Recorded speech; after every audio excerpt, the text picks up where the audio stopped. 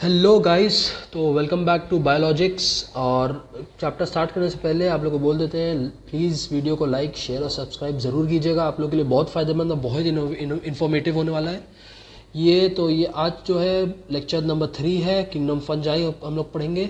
Biological classification का सब topic है। किंगडम फंजाई का इंसाइट लेंगे, इन डेप्थ पढ़ेंगे, डिटेल्ड वीडियो बनाएंगे। बहुत ही बड़ा वीडियो होने वाला है, तो मेरे साथ आप लोग बने रहिएगा। और okay, let's go with the flow. Okay, तो हम लोग चलिए बिना देरी के स्टार्ट करते हैं। किंगडम फंजाई जो है, अगेन इट कंटेन्स यूनिसेल्यूलर खाली एक ही है इसमें, यीस्ट। बाकी इसमें multi cellular eukaryotic heterotrophic organisms हैं। और ये लोग कॉस्मोपॉलिटन होते हैं, वार्म और ह्यूमिड प्लेसेस में ग्रो करते हैं। फंजाई हम लोग बेसिक आइडिया तो होता ही, हम लोग का बेसिक आइडिया तो है ही हम लोग को फंजाई के ऊपर, कहाँ रहते हैं, क्या क्या डिजीज़ कॉज कर सकते हैं, क्या क्या नुकसान हम लोग को पहुँचा सकते हैं। तो चलिए हम लोग इसके फ़ायदे और नुकसान दोनों देखते हैं। इसके वजह से नुकसान ज़्यादा है, फ़ायदे तो बहुत ही कम है। खाली एंटीबायोटिक्स बनाने वाला फ़ायदा है, और कुछ हद तक थोड़ा सा बायोकेमिकल रिसर्च वर्क में यूज़ होता है, और एडिबल की तरह भी यूज़ होता है। तो क्वांटिटेटिवली देखें तो फ़ायदे बहुत ज़्यादा है नुकसान से ज़्यादा, और क्वालिटेटिवली देखें तो नुकसान ज़्यादा है। सॉरी, उल्टा, क्वांटिटेटिवली देखें तो नुकसान ज़्यादा है, और क्वालिटेटिवली देखें तो फ़ायदा ज़्यादा है। चलिए हम लोग स्टार्ट करते हैं किंगडम फंगाई। ठीक है। तो किंगडम फंजाई जो है, it is a unique kingdom of heterotrophic organisms. ठीक है, आप लोग की एनसीईआरटी की लाइन है, इट इज़ अ यूनिक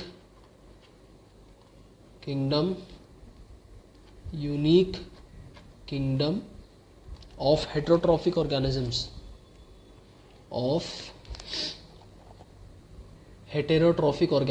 ठीक है, हेटेरोट्रॉफिक ऑर्गेनिजम्स। अब ये ऑर्गेनिजम्स मोस्टली मल्टी सेल्यूलर है, with the exception of yeast. Mostly multi cellular, exception हो गया इसमें यीस्ट, जो कि यूनिसेल्यूलर है, यूनिसेल्यूलर फंगाई है। ठीक है, तो यीस्ट लिख देते हैं, with the exception of, exception क्या है यहाँ पे, यीस्ट है। Yeast is a unicellular organism, और यीस्ट इज़ एन एक्सेप्शन। बाकी सब mostly multi cellular eukaryotic organisms हैं। ठीक है, यूकैरियोटिक ऑर्गेनिजम्स। फंजाई जो होते हैं कॉस्मोपॉलिटन होते हैं। ठीक है, फंजाई, इन लोग का न्यूट्रिशन जो है, ये लोग फंगाई आर, सॉरी न्यूट्रिशन नहीं, हैबिटेट, कॉस्मोपॉलिटन। ठीक है, they grow in warm and humid places. अब जैसे कि हमने बहुत ही कॉमन चीज़ देखी होगी, स्कूल जब हम लोग जाते थे, अक्सर किसी का टिफ़िन छूट गया, उसमें अगर ब्रेड रही तो अगले दिन आके देखते होंगे तो पूरा ग्रीन हो गई होगी, ग्रीन हो जाती है। बहुत ही उस टाइम तो हम लोग को बहुत ही वो एक विजुअल प्लेजर था हम लोग के लिए, ग्रीन चीज़ उस पर ग्रो कर गई ओवरनाइट, ये कैसे हो गया, मतलब। बट उस टाइम हम लोग को नहीं पता था कि ये फंगाई है। मतलब बेसिक आइडिया तो था फंगाई है, पता है, बट अभी हम लोग को पूरा आइडिया मिलेगा कि कौन सा फंगाई था, उसका रिप्रोडक्शन, उसका मोड ऑफ न्यूट्रिशन, उसके हैबिटेट, सब हम लोग एक एक करके पढ़ेंगे। उस time it was a visual pleasure कि किसी का टिफ़िन छूट गया स्कूल में, तो अगले दिन आके देखा तो पूरे में फंगस लगा हुआ है ग्रीन कलर का। उसी वही वो ब्रेड मोल्ड होता है, वही वाला फंगस जो उसमें लग जाता है। ठीक है, हम लोग उसको एक एक करके पढ़ते हैं, समझते हैं। तो उसकी पहले हैबिटेट लिख लेते हैं। They grow on warm and humid places। ठीक है, they grow on warm and humid places। Humidity उन लोग को हेल्प करती है ग्रो करने में, ह्यूमिड प्लेसेस। इसीलिए फ्रिज में रखी हुई चीज़ में फंगस नहीं लगता है। आई मीन लग जाता है, बट बहुत ज़्यादा टाइम लगता है लगने में, कंपेयर टू रूम टेम्परेचर पर। अगर किसी चीज़ में फंगस लगता है तो वो तो बहुत जल्दी लग जाता है, ओवरनाइट ब्रेड में पकड़ लेता है, या कोई भी ऐसे वार्म ह्यूमिड क्लाइमेट में रखी हुई कोई भी चीज़ में फंगस पकड़ ही लेता है। तो ये लोग वार्म और ह्यूमिड प्लेसेस में ग्रो करते हैं। इसका एग्जांपल हो गया मशरूम, एक फंगाई के कुछ एग्जांपल दे रहे हैं जो ऐसे हैं। ब्रेड मोल्ड हो गया हम लोग का ठीक है, ब्रेड मोल्ड हो गया। ऑरेंज रॉट्स हो गया। संतरे में आपने देखा होगा ग्रीन कलर का स्पॉट पड़ जाता है, तो वो फंगस की वजह से होता है, वो फंगस लग जाता है। या संतरे का छिलका भी अगर आप ऐसे ओवरनाइट वार्म और ह्यूमिड प्लेस में रख देंगे ना, तो आपको उसमें पूरा फंगस लगा हुआ दिखाई देगा। अच्छा, मशरूम तो itself is a fungus, fungi kingdom fungi को बिलोंग करता है मशरूम। और हम लोग के टोडस्टूल हो गए, टोडस्टूल भी काइंड ऑफ वही हुआ, टोडस्टूल एक्सेट्रा। बाकी इन डिटेल एग्जाम्पल्स हम लोग बाद में आगे पढ़ेंगे, ठीक है। और कुछ स्पेशल आप लोग को एग्जांपल्स दिए मैं आप लोग के एनसीईआरटी में, जैसे कि एग्जांपल हो गया, हम बता रहे हैं कि करके लिखते हैं सब। ये स्पेशल एग्जांपल्स आप लोग की एनसीईआरटी में दिए। White spots on mustard leaves are due to parasitic fungus. White spots on mustard leaves देखा ही होगा आप लोग ने। White spots on mustard leaves में जो वाइट स्पॉट होता है ना, और मस्टर्ड लीव्स वो एक पैरासाइटिक फंगस की वजह से होता है, वो उसको बर्बाद कर देता है प्लांट को। White spots are due to parasitic fungus, ठीक है, पैरासाइटिक फंगस। ये पैरासाइटिक फंगस की वजह से वाइट स्पॉट्स हो जाता है मस्टर्ड लीव्स में। इसको याद रखिएगा, एनसीईआरटी में दिया हुआ आप लोग की, ठीक है। अच्छा अब कुछ फंगाई जो होते हैं सोर्स ऑफ एंटीबायोटिक्स होते हैं, जैसे कि पेनिसिलिन हो गया। पेनिसिलियम नोटाटम जो होता है पेनिसिलिन बनाने में हेल्प करता है।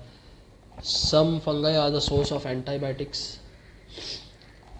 Some fungi are the source of antibiotics, ठीक है,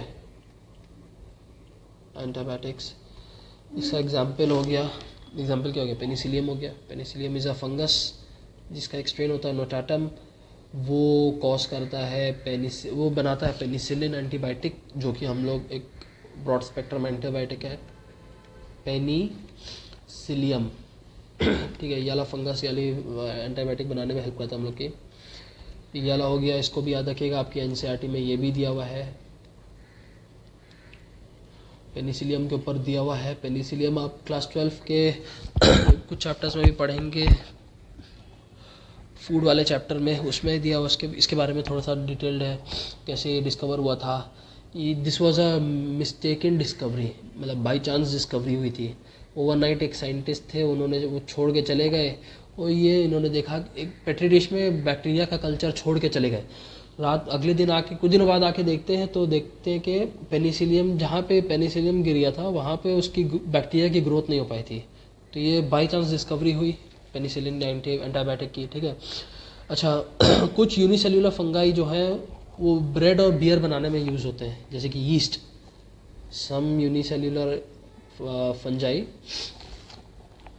सम यूनिसेल्युलर के बदले आप एक ही ये यीस्ट है बट लिख दे रहे, सम यूनिसेल्युलर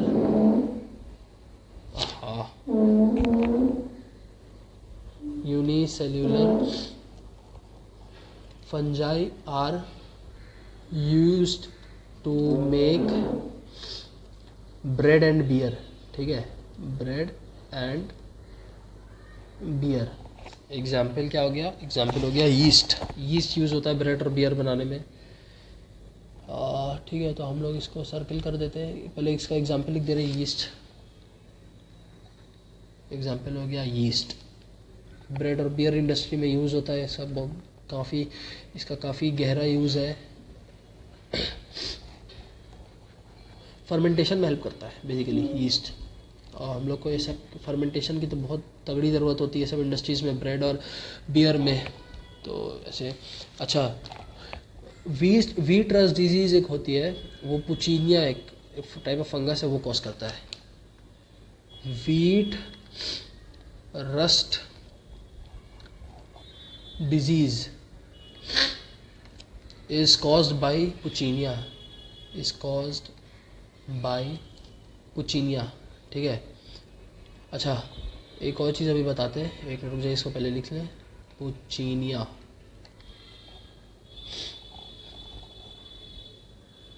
पूचिनिया कॉज करता है व्हीट रस्ट।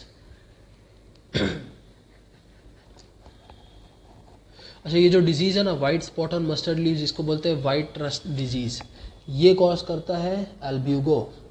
एल्ब्यूगो कैंडिडा उसका स्ट्रेन है as far as I remember, but Albugo cause करता है एल डिजीज़। ठीक है, तो ये याद रखिएगा। तो ये हम लोग ने कुछ एग्जांपल्स पढ़ लिए। अभी ईस्ट के बारे में थोड़ा सा और कैरेक्टर्स पढ़ ले रहे हैं उसके।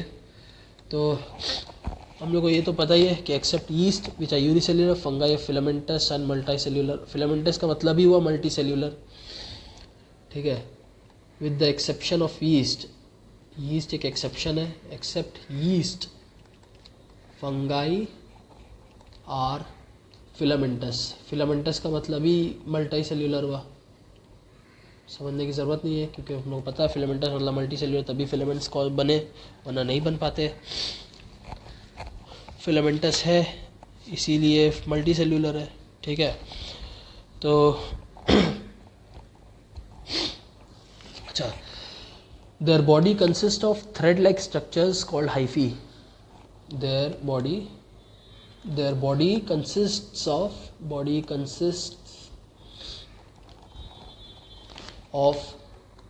thread like structures just called hyphae।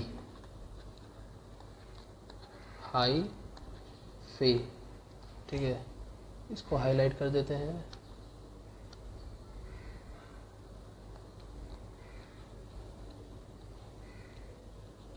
Hyphae का हम लोग स्ट्रक्चर देख लेते हैं कैसा होता है हाइफी का स्ट्रक्चर। हाइफी बनता कैसे है? बेसिकली ऐसे बनता है, बहुत सारी सेल्स मिला के, ये सेल्स हो गई, एक सेल हो गई, ये तो सेल है, सेल से बनता है। थ्रेड लाइक सेल्स जब बन जाती हैं तो ये हाइफी कहलाता है। ठीक है, ये ऐसे हाइफी, ये सेल्स हैं बहुत सारी मिली हुई, इसी स्ट्रक्चर को हम लोग क्या बोलते हैं? हाइफी। ठीक है, अगर नेटवर्क ऑफ हाइफी को हम लोग क्या बोलते हैं? माइसीलियम। कुछ इस टाइप का होता है नेटवर्क ऑफ हाइफी, इसे बोलते हैं माइसीलियम।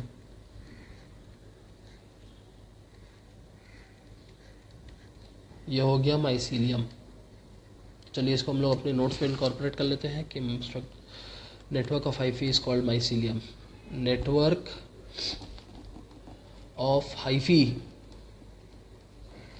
Is called mycelium. ये गलत हो गया मेरा,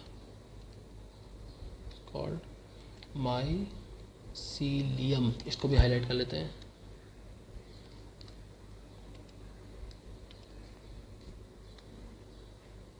ठीक है, तो नेटवर्क ऑफ हाइफी को हम लोग माइसीलियम बोलते हैं।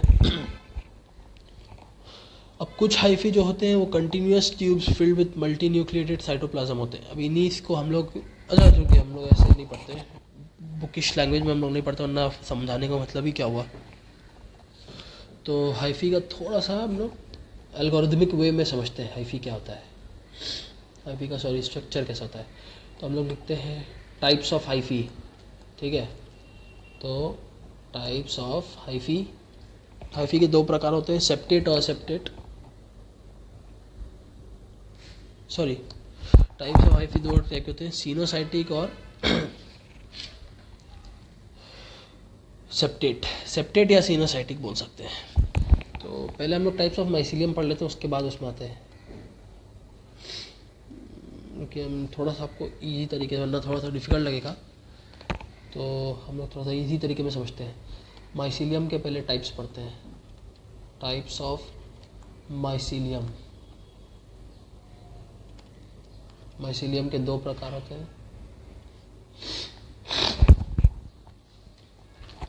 सेप्टेट और असेप्टेट माइसीलियम। ठीक है, septate mycelium and aseptate mycelium. Septate mycelium में सेप्टेट सेप्टा होता है, डिवीजन होता है basically. Aseptate continuous tube filled with cytoplasm होता है, असेप्टेट माइसीलियम। ठीक है, तो असेप्टेट माइसीलियम और सेप्टेट माइसीलियम, इन इनके भी अब प्रकार होते हैं कुछ। सेप्टेट माइसीलियम 2 प्रकार का होता है। बेसिकली सेप्टा 2 टाइप से होते हैं, एक होता है सिंपल पोर सेप्टा और एक होता है डोली पोर। एक होता है सिंपल पोर सेप्टा और एक होता है डोली पोर सेप्टा। इतना इन डेप्थ जाने की कोई ज़रूरत नहीं है, आपकी एनसीईआरटी में नहीं दिया हुआ है, एक्स्ट्रा नॉलेज या इन्फॉर्मेशन के लिए करा रहे हैं। कुछ इस टाइप का था सिंपल पोर सेप्टा, यूँ हो गया। इसकी सेल वॉल है, ये सेल मेम्ब्रेन हो गया ऐसा, ठीक है, इसका सेल मेम्ब्रेन हो गया। अब ये सेप्टा हो गया और इसमें बीच में देखिए थोड़ा सा छोटा सा स्पेस दिख रहा है ना, इसी को बोलते हैं सिंपल पोर। दिखा रहे हैं आप लोगों को, सिंपल पोर दिखा रहे कैसा दिख रहा है। ये जो छोटा सा स्पेस छूट गया यहाँ पे, ये इसी को हम लोग बोलते हैं सिंपल पोर सेप्टा, है ना, सिंपल पोर टाइप का, यही है सिंपल पोर सेप्टा। अब डोली पोर के बारे में थोड़ा सा पढ़ते हैं। डोली पोर तो एकदम ही आउट ऑफ सिलेबस है, क्योंकि ज़रूरत ही नहीं है आपको। डोली पोर कुछ इस टाइप का होता है सेप्टा, ठीक है, यूँ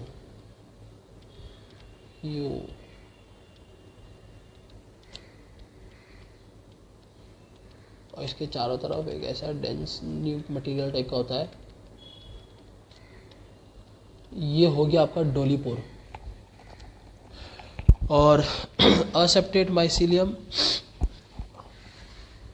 तो बिना सेप्टा का होता है, उसका भी स्ट्रक्चर दिखा दे रहे हैं, कुछ इस टाइप का होता है। ये गलत हो गया।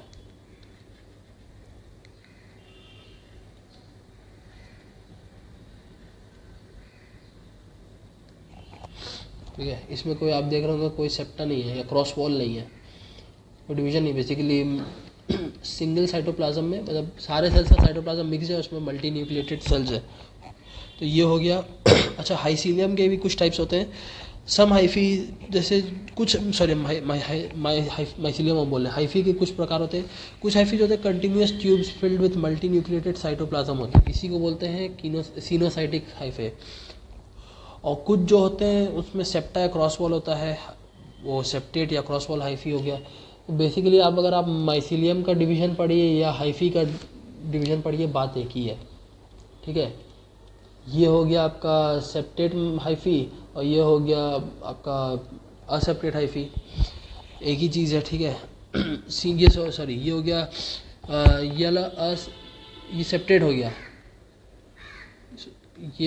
ये असेप्टेड हो गया, मतलब सीनोसाइटिक है, और ये असीनोसाइटिक है, मतलब सेप्टा है इसमें। तो ये हो गया इसके टाइप्स। इसमें इन डेप्थ जाने की कोई ज़रूरत नहीं। अच्छा, हम एग्जांपल थोड़ा बता दे रहे हैं इसमें कौन कौन से एग्जांपल आते हैं, ठीक है। इसका एग्जांपल हो गया सिंपल पोर का एस्कोमाइसीड्स। क्लासेस हम लोग पढ़ेंगे फंगाई के, बट अभी सिर्फ एग्जांपल्स याद रखिए। और डोलीपोर सेप्टा का एग्जांपल हो गया बेसिडियोमाइसीड्स। बेसिडियोमाइसीड्स में डोलीपोर सेप्टा पाया जाता है। असेप्टेट माइसीलियम का एग्जाम्पल हो गया फाइकोमाइसीड्स में असेप्टेट माइसीलियम पाया जाता है, फाइकोमाइसीड्स, ठीक है। इसमें और ज़्यादा इंडेप्थ पढ़ने की कोई ज़रूरत नहीं है, पूछने वाला है नहीं। फंगल सेल का स्ट्रक्चर थोड़ा सा पढ़ लेते हैं हम लोग।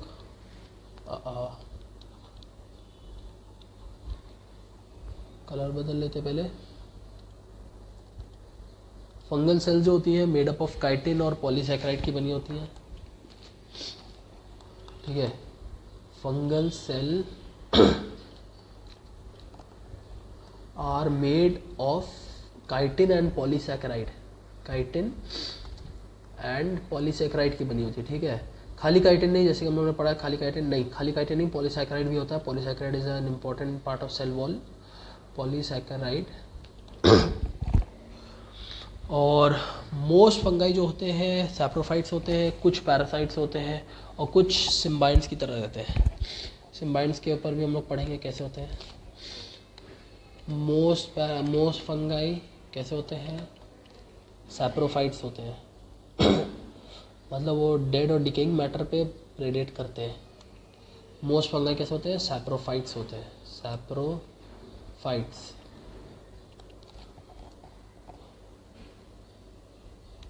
Some fungi, some are parasites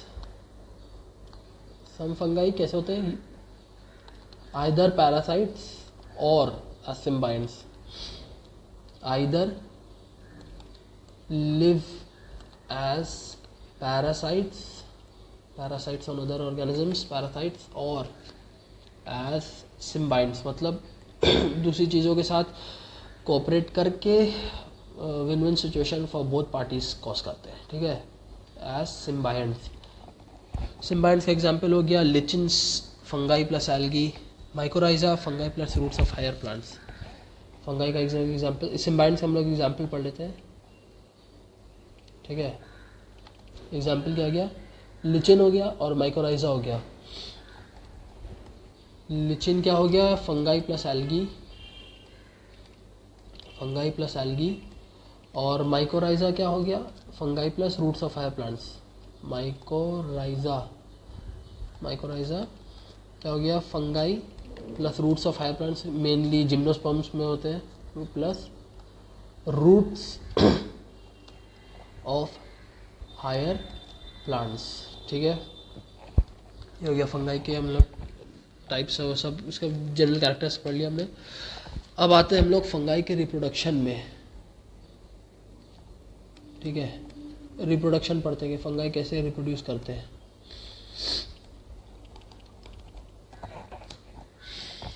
fungi का जो रिप्रोडक्शन होता है वो लोग वेजिटेटिव प्रोपोगेशन से भी करते हैं कॉज रिप्रोडक्शन, और एसेक्सुअल भी शो करते हैं और सेक्सुअल रिप्रोडक्शन भी शो करते हैं, ठीक है। तो हम लोग एक एक टाइप्स पढ़ते हैं। वेजिटेटिव, नंबर 1 हो गया वेजिटेटिव रिप्रोडक्शन। वेजिटेटिव रिप्रोडक्शन, ये लोग कैसे वेजिटेटिव रिप्रोडक्शन शो करते हैं, by fragmentation, fission and budding. ये 3 type of vegetative reproduction show करते हैं, और लिख लेते हैं। बाय फ्रैगमेंटेशन, ठीक है, फिशन और बडिंग, फिशन एंड नहीं और लिखेंगे, फ्रैगमेंटेशन, फिशन और बडिंग, ठीक है। अब एसेक्सुअल रिप्रोडक्शन पे आते हैं हम लोग, ठीक है। नंबर 2 हो गया asexual reproduction. Asexual reproduction shown by fungi, वो होता है by spores such as conidia, sporangiophores और जूस्पोर्स, ठीक है। इसको भी लिख लेते हैं हम लोग,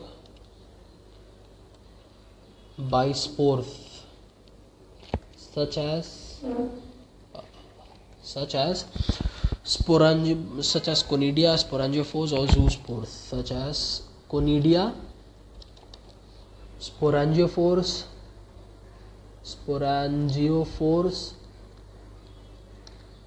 और zoospores, ठीक है। इन 3 चीज़ों से शो करते हैं सेक्सुअल रिप्रोडक्शन। अच्छा, स्पोर्स के ऊपर हम different types of sexual and asexual spores हम लोग थोड़ा इसके बाद पढ़ते हैं, रिप्रोडक्शन के बाद। वो इम्पॉर्टेंट है ताकि आप लोग एक चार्ट में के फॉर्म में बता देंगे ताकि समझने में पढ़ने में आसानी रहे। एनीवेज, अभी सेक्सुअल रिप्रोडक्शन की तरफ मूव करते हैं। Sexual reproduction shown by fungi is by oospores, ascospores या फिर बेसिडियोस्पोर्स। अब ये सब जो स्पोर्स हैं, ये सेक्सुअल स्पोर्स जो हैं फ्रूटिंग बॉडीज़ में प्रोड्यूस होते हैं, ठीक है। सेक्सुअल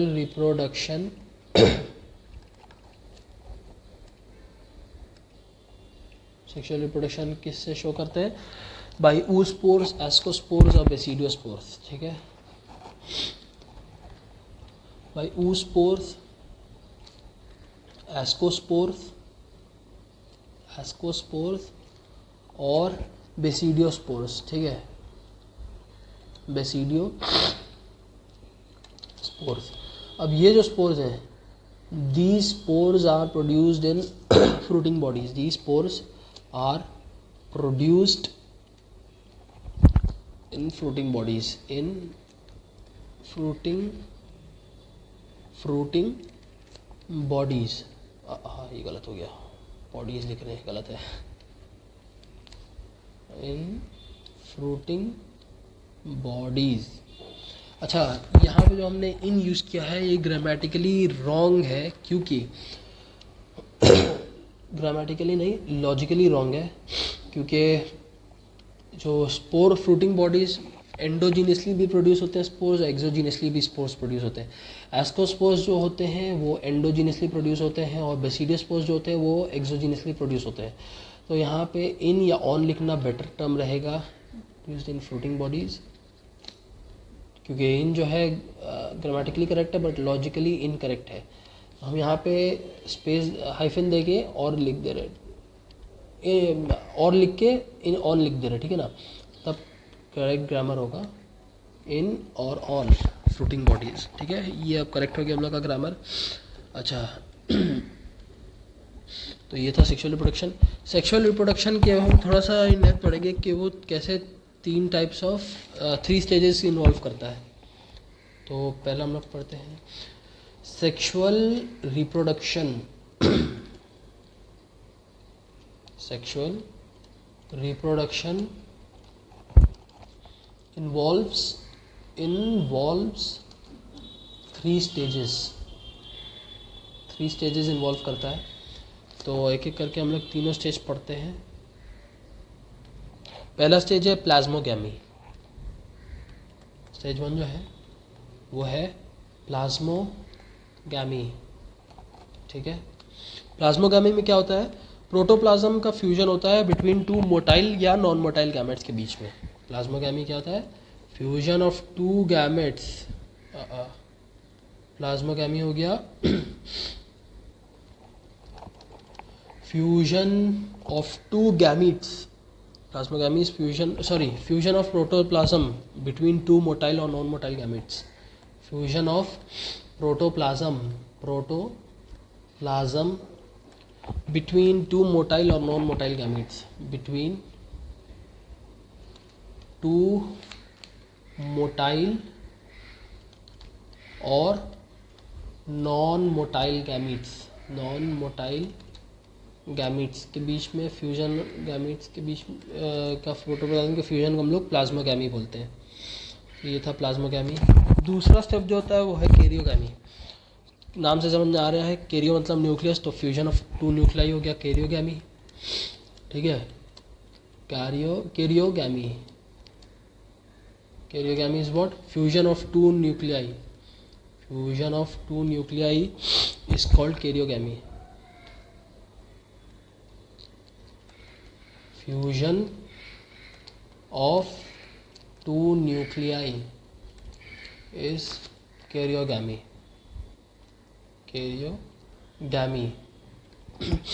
और उसके बाद इन दोनों स्टेप्स के बाद क्या होता है, मियोसिस इन जाइगोट। जब जाइगोट बन गया उसका मियोसिस हो जाता है। जाइगोट का मियोसिस होने के बाद वो किस में डेवलप कर जाता है, रिजल्टिंग इन हैप्लॉइड स्पोर्स। तो ये थर्ड स्टेप क्या है, meiosis in zygote. Meiosis in zygote resulting in haploid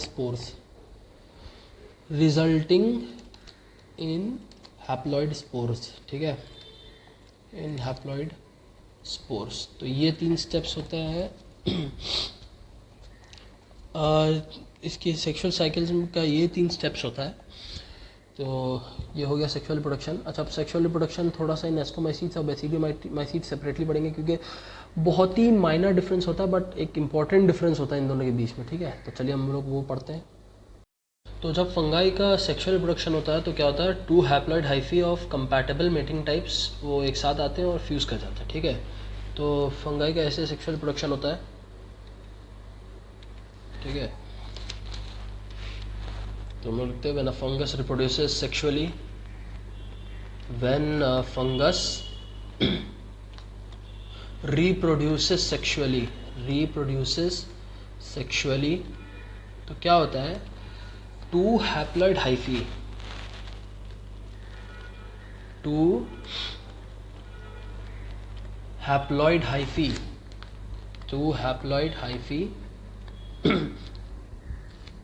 of compatible mating types. ठीक है, ऑफ कंपैटिबल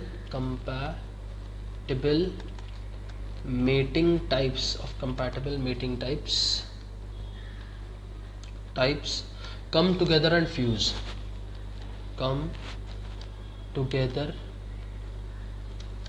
एंड फ्यूज। कुछ फंगस में दो हैप्लॉइड सेल्स का इमीडिएट फ्यूजन, दो हैप्लॉइड सेल का फ्यूजन हो जाता है इमीडिएटली, और इमीडिएटली वो एक डिप्लॉइड सेल के डिप्लॉइड सेल बन जाता है, ठीक है। बट एक्सेप्शन है एस्कोमाइसीड्स और बेसिडियोमाइसीड्स। उसमें क्या होता है, वो इमीडिएटली न्यूक्लियाई फ्यूज़ नहीं करता है, उसमें प्रोटोप्लाज्म फ्यूज़ कर जाता है, बट न्यूक्लियाई जो है दो न्यूक्लियर बाई न्यूक्लियर स्टेज में रहते हैं, ठीक है। इसी स्टेज को हम लोग बोलते हैं डाइकैरियन, और इस फेज को इस कंडीशन को बोलते हैं डाइकैरियन, और इस फेज को हम लोग बोलते हैं डाइकैरियोफेज ऑफ फंगस। फिर बाद में जो क्या होता है, पेरेंटल न्यूक्लियाई दोनों आपस में फ्यूज़ कर जाते हैं और वो डिप्लॉइड बन जाता है। बट ये टेम्परेरी डाइकैरियोफेज एग्जिस्ट करता है एस्कोमाइसीड्स और बेसिडियोमाइसीड्स में। तो फ्यूज़ कर जाता है रिजल्टिंग इन डिप्लॉइड सेल्स, ठीक है। Resulting fuses and fuses immediately पहले लिख लेते, ठीक है, क्योंकि इमीडिएटली फ्यूज़ करता है।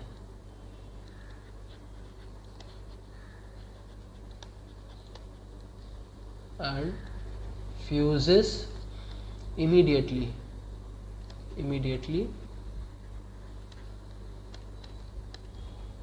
fuses resulting in diploid cells, ठीक है। immediately फ्यूज कर जाता है, तो 2n कंडीशन आ जाती है। But in ascomycetes and basidiomycetes, ascomycetes और बेसिडियोमाइसीड्स में क्या आता है, ascomycetes and basidiomycetes, but in ascomycetes and basidiomycetes, इन दोनों में क्या होता है, an intervening dikaryotic stage n+n occurs, and intervening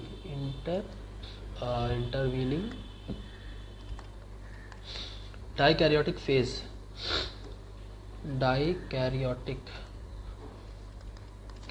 phase, मतलब n+n occurs, ये occur करती, ठीक है, occurs। तो सच कंडीशन, इस कंडीशन को हम लोग क्या बोलते हैं, dikaryon. Such condition is called dikaryon। एक minute,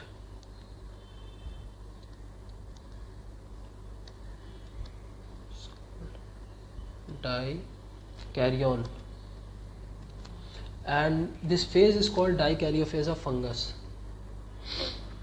and this phase is called, क्या बोलते हैं इसको, dikaryophase of fungus is called dikaryophase of fungus.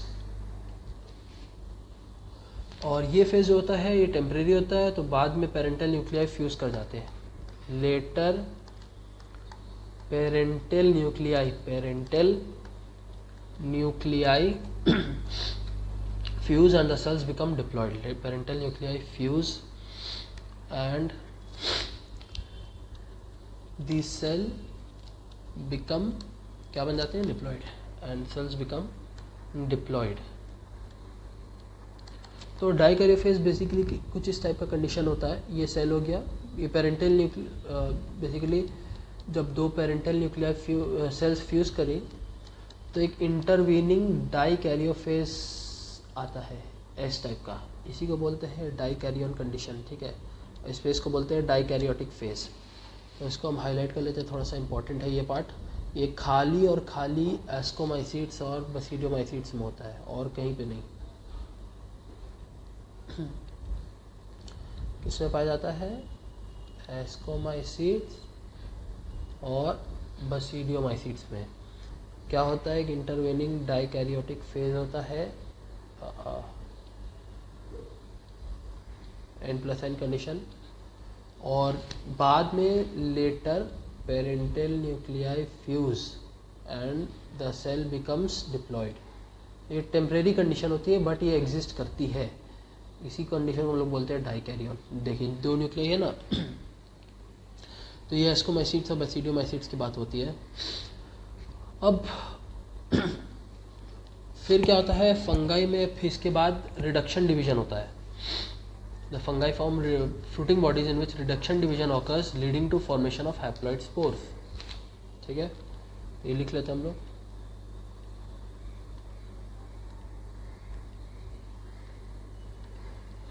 The fungi form fruiting bodies. The fungi form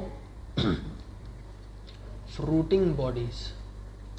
Fruiting bodies in which reduction division occurs. In which reduction division occurs. ठीक है, इसमें reduction division होता है fruiting bodies में, reduction division occurs in which reduction division occurs leading to the formation of haploid spores. Leading to the formation of haploid spores. Of haploid spores. ठीक है, तो ये हो गया। अच्छा, अब हम लोग थोड़ा सा फंगाई की डिवीजन पढ़ते हैं। तो मॉर्फोलॉजी ऑफ माइसीलियम और mode of spore formation and fruiting bodies के बेसिस पे हम लोग ने फंगाई को डिवाइड किया है। बहुत इंपॉर्टेंट है, याद रखिएगा कि किस बेसिस पे डिवाइड किया है। ये PYQ बन सकता है, इसमें ये PYQ है कि किस बेसिस पे हम लोग ने किंगडम फंगाई को डिवाइड किया है। तो हम लोग पढ़ते हैं डिवीज़न के ऊपर मूव करते हैं। ठीक है, तो क्या है the morphology of the mycelium, mode of spore. हम डायरेक्ट NCERT की लाइन कॉपी कर रहे हैं। ठीक है, तो क्या है ये the morphology of the mycelium, the morphology of the mycelium, the morphology of the mycelium, mode of spore formation and fruiting bodies, mode of spore formation and fruiting bodies formation and fruiting bodies form the basis of the division of kingdom fungi into various classes.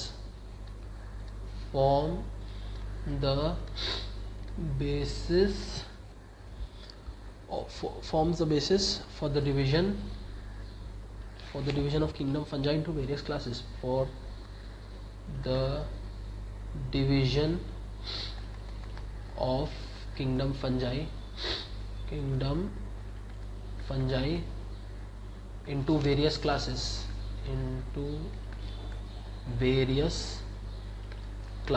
ठीक है, तो हम लोग different various classes पढ़ लेते हैं। तो किस किस क्लासेस में डिवाइडेड है किंगडम फंजाई, लिख लेते हैं यहाँ पे। पहला हो गया फाइकोमाइसीट्स। ठीक है, फाइकोमाइसीटीज। दूसरा हो गया एस्कोमाइसीटीज।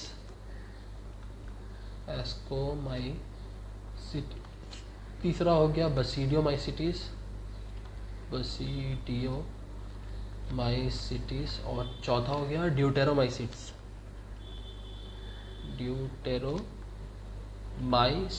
ठीक है, तो इन बेसिस पे डिवाइडेड। अच्छा, फाइकोमाइसीट्स जो है फर्दर दो क्लासेस में डिवाइडेड है, दो सब क्लास में। एक हो गया ऊमाइसीट्स और एक हो गया जाइगोमाइसीट्स। ठीक है, क्या है फाइकोमाइसीट्स किस किस क्लास में डिवाइडेड है? ऊमाइसीट्स और जाइगोमाइसीट्स में। ऊमाइसीट्स और जाइगोमाइसीट्स, इन दो उसमें डिवाइडेड है फर्दर फाइकोमाइसीट्स।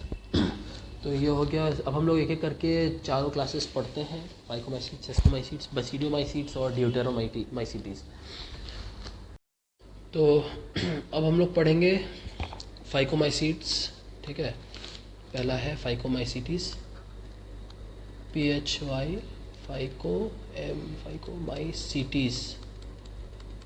फाइकोमाइसीट्स के बारे में पढ़ते हैं। फाइकोमाइसीट्स के जो मेंबर्स होते हैं वो एक्वेटिक हैबिटेट्स में पाए जाते हैं और डिकेइंग वुड एंड डिकेइंग या डिकेइंग वुड के ऊपर पाए जाते हैं in moist and damp places और as obligate parasites on plants. ठीक है, ये इन लोग की हैबिटेट है, इन लोग लिख लेते हैं। तो इन लोग की हैबिटेट क्या क्या है? Found in aquatic habitats, found in aquatic habitats and on decaying wood in moist and damp places, and on decaying wood in moist and damp places, in moist and damp places or as obligate parasites on plants, or as obligate parasites on plants, obligate parasites on plants। ठीक है, ये इन लोग की habitat थी। अच्छा, इन लोग का mycelium के बारे में थोड़ी सी इन्फॉर्मेशन ले लेते हैं। Mycelium is aseptate and coenocytic. Mycelium is aseptate and sinusitic, sorry गलत हो गई स्पेलिंग, सिनोसाइटिक। ठीक है, अच्छा, ये बहुत ही इंपॉर्टेंट है कि इसका माइसीलियम का कैरेक्टर, माइसीलियम जो होता है इन लोग का सिनोसाइटिक और असेप्टेट होता है, ये याद रखिएगा, बहुत इंपॉर्टेंट है। तो इसको हाईलाइट कर लेते हैं हम लोग ताकि समझना आ जाए क्या क्या चीज़ें इंपॉर्टेंट है। ठीक है, माइसीलियम कैसा होता है? असेप्टेट होता है और सिनोसाइटिक होता है इन लोग का माइसीलियम। इन लोग के रिप्रोडक्शन के ऊपर मूव ऑन करते हैं हम लोग। ये लोग असेक्सुअल और सेक्सुअल रिप्रोडक्शन दोनों शो करते हैं। ठीक है, कैसे शो कर, नंबर पहला एसेक्सुअल रिप्रोडक्शन के बारे में पढ़ते हैं। एसेक्सुअल रिप्रोडक्शन कैसा शो करते हैं उसके बारे में हम लोग थोड़ा लिख लेते हैं। एसेक्सुअल रिप्रोडक्शन जो ये लोग शो करते हैं वो बाय जूस मोटाइल, जो अगर जूस पोज से शो करते हैं तो जूस पोज मोटाइल होते हैं, और बाय अप्लानोस्पोर्स नॉन मोटाइल होते हैं। ये स्पोर्स जो होते हैं एंडोजीनियसली प्रोड्यूस होते हैं, किसमें? स्पोरेंजियम में एंडोजीनियसली प्रोड्यूस होते हैं। ठीक है, एंडोजीनियसली मतलब अगर मान लीजिए ये इन लोग का स्पोरेंजियम है तो स्पोर्स जो है अंदर प्रोड्यूस होंगे। ठीक है, अगर एक्सोजीनियसली होता तो स्पोर्स जो होते हैं बाहर प्रोड्यूस होते हैं। ये एक्सोजीनियसली का मीनिंग हो गया। ठीक है, समझ में आ गया होगा आपको एंडोजीनियसली एक्सोजीनियसली का मतलब। तो चलिए हम लोग इसको लिख लेते हैं सब। असेक्सुअल प्रोडक्शन जो शो करते हैं बाय जूस्पोर्स, बाय जूस्पोर्स के हेल्प से लोग असेक्सुअल प्रोडक्शन शो करते हैं। जूस्पोर्स मोटाइल होते हैं एंड और बाय अप्लानोस्पोर्स, या फिर अप्लानोस्पोर्स के हेल्प से शो करते हैं, और बाय अप्लानोस्पोर्स। ठीक है, दो टाइप ऑफ स्पोर्स इन लोग में पाए जाते हैं सेक्सुअल रिप्रोडक्शन के लिए। ये नॉन मोटाइल होते हैं प्लानोस्पोर्स। ठीक है, जूस्पोर्स जो होते हैं काइंड ऑफ प्लानोस्पोर्स भी होते हैं। प्लानोस्पोर्स मतलब मोटाइल स्पोर्स, नॉन मोटाइल। अच्छा, these spores are endogenously produce in sporangium. These spores are endogenously produced कहाँ पे प्रोड्यूस होते हैं? इन स्पोरेंजियम में एंडोजीनियसली प्रोड्यूस होते हैं ये स्पोर्स। ठीक है, ये क्लियर हो गया होगा आप लोग को। अब इन लोग के सेक्सुअल रिप्रोडक्शन की तरफ मूव ऑन करते हैं हम लोग। सेक्सुअल रिप्रोडक्शन जो होता है वो ये लोग जाइगोस्पोर्स के हेल्प से शो करते हैं। जाइगोस्पोर्स कैसे बनते हैं? Bye fusion of two gametes, और ये दो गैमेट या तो आइसोगैमेट्स होंगे या एनाइसोगैमेट्स होंगे। आइसोगैमेट्स मतलब सिमिलर इन साइज, एनाइसोगैमेट्स या ऊगैमेट्स मतलब डिसिमिलर। ठीक है, तो इन लोगों का जो सेक्सुअल रिप्रोडक्शन होता है वो कैसे होता है लिख के दिखाते हैं। सेक्सुअल रिप्रोडक्शन कैसे शो करते हैं? With the help of zygospores, by colour change कर लेते हैं, बाय जाइगोस्पोर्स जो होते हैं वो काइंड ऑफ सेक्सुअल स्पोर्स होते हैं, और बाय जाइगोस्पोर्स और these spores are formed by fusion of two gametes, are formed by fusion, किसके फ्यूजन से? by fusion of two gametes. These gametes are isogamous, either isogamous और अनआइसोगैमस या फिर oogamous. ठीक है, these gametes are either isogamous मतलब similar और anisogamous मतलब क्या हुआ? मतलब डिससिमिलर. एनाइसोगेमस या फिर ओगेमस मतलब डिससिमिलर. ठीक है, तो ये हो गया इन लोग के स्पोर्स के बारे में. इन लोग हम लोग एग्जांपल्स पढ़ लेते हैं. इसके एग्जांपल्स पढ़ लेते हैं थोड़े से. फाइकोमाइसीटीज के. अच्छा, फाइकोमाइसीटीज दो टाइप के, दो उसमें डिवाइडेड है, दो सब क्लास में, oomaइसीड्स और ज़ाइगोमाइसीड्स. oomaइसीड्स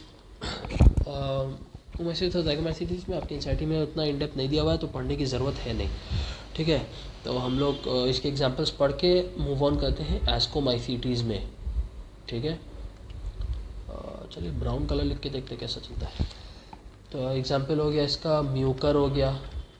ठीक है, म्यूकर जो होता है म्यूकर लिख लेते खाली, म्यूकर हो गया. और इसका एग्जांपल हो गया राइजोपस, जो ब्रेड मोल्ड होता है, जो हम लोग टिफिन वाली बात करते हैं ना कि फंगस लग जाता है, अगले दिन आता है स्कूल में तो देखते फंगस लग जाता है, वो राइजोपस कॉज करता, वो राइजोपस होता है बेसिकली, जो ब्रेड मोल्ड होता है. ठीक है, म्यूकर हो गया, राइजोपस हो गया. Rhizopus is bread mould. और तीसरा हो गया Albugo, the parasitic fungi on mustard. हम लोग ने लिखा था ना, white spot on mustard leaves जो कॉज करते हैं वो होता है एल्ब्यूगो. तो थर्ड वाला हो गया Albugo. Albugo causes white spots on mustards. Albugo Candida, white spots on mustard. ठीक है, तो ये इसका एग्जांपल हो गया. हम लोग ने फाइकोमाइसीटीज कर लिया. अब हम लोग मूव ऑन करते हैं एस्कोमाइसीड्स में. ओके,